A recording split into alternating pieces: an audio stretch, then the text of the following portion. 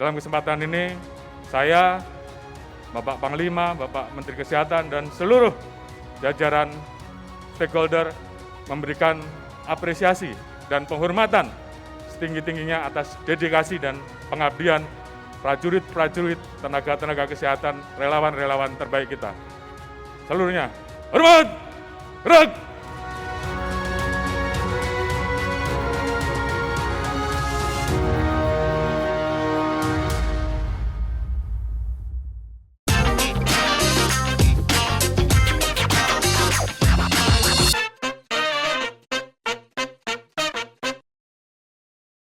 Saya kok tertarik ya melihat strategi Jokowi dengan konsep PPKM ini.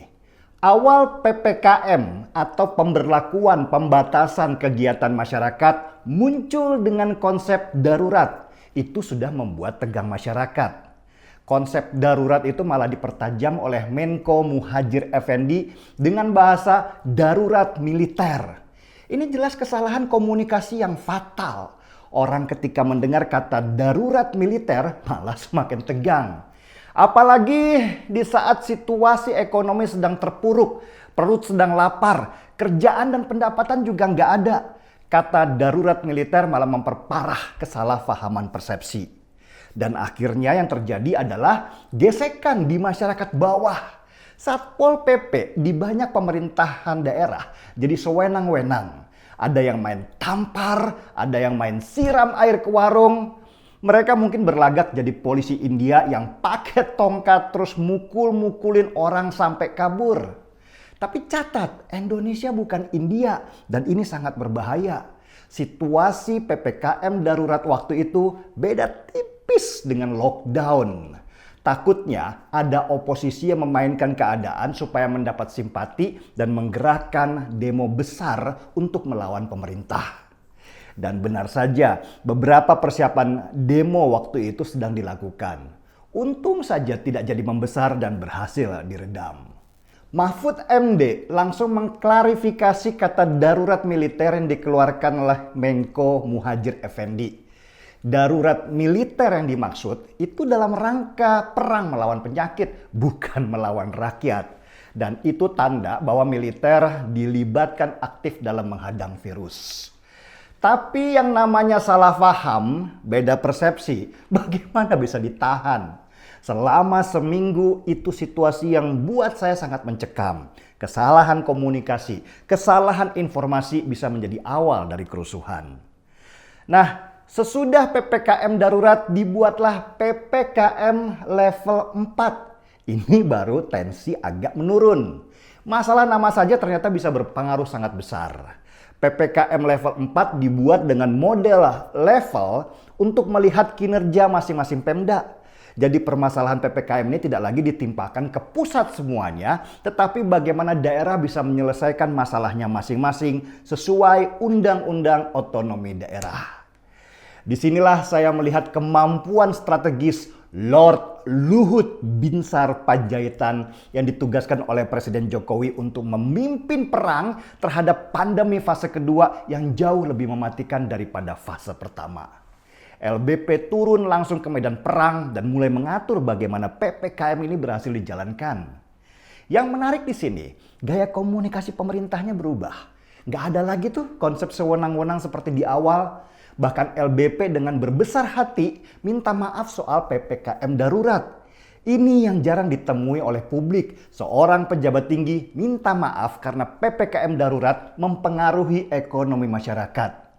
Dan dengan permintaan maaf Pak Luhut ini, maka tensi di masyarakat pun ikut mereda. Mereka memahami kenapa PPKM ini harus dilaksanakan.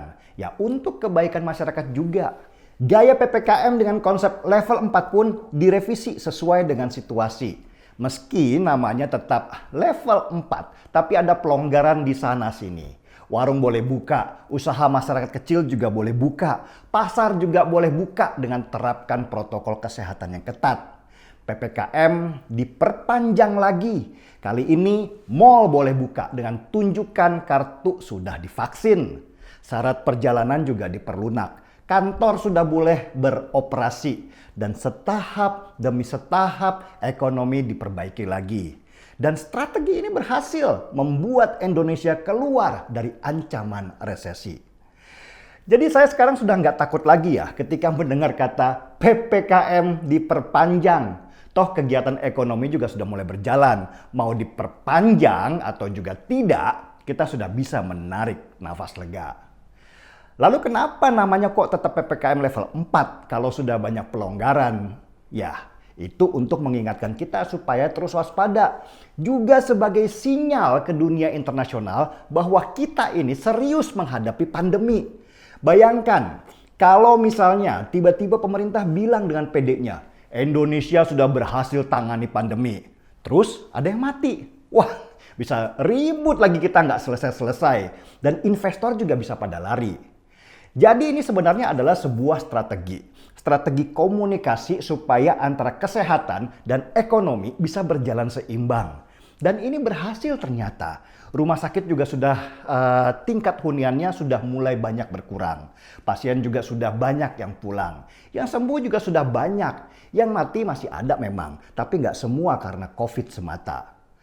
Bahkan Kepolisian Republik Indonesia di bawah pimpinan Kapolri terjun ke lapangan memimpin langsung perang menghadapi virus.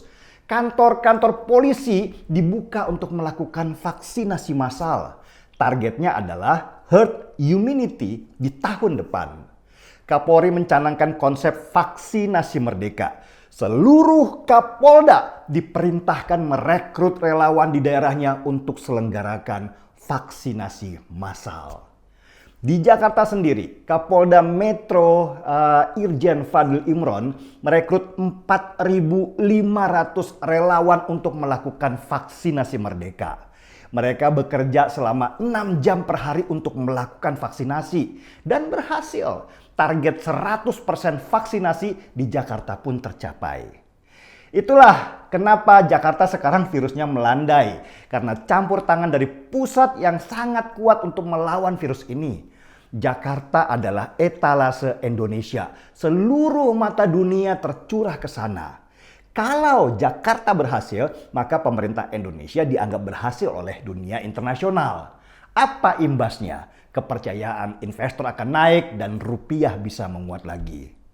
Jadi jangan bilang ya, kalau COVID di Jakarta berhasil dijinakan karena kerjaannya Anies doang. Ini semua karena kerja keras pusat juga kepolisian. Anies nanti aja deh kerjanya ngurusin makam dan foto-foto di kuburan sambil membuat puisi tentang hilangnya harapan.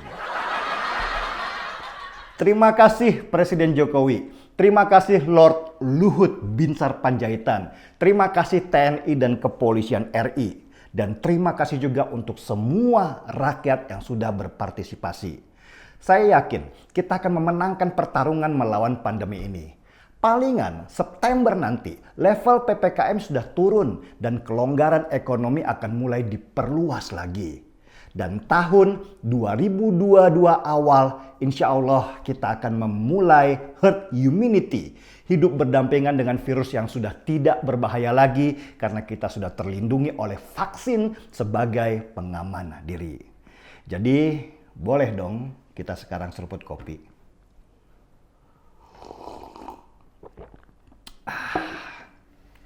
Markipi, mari kita ngopi.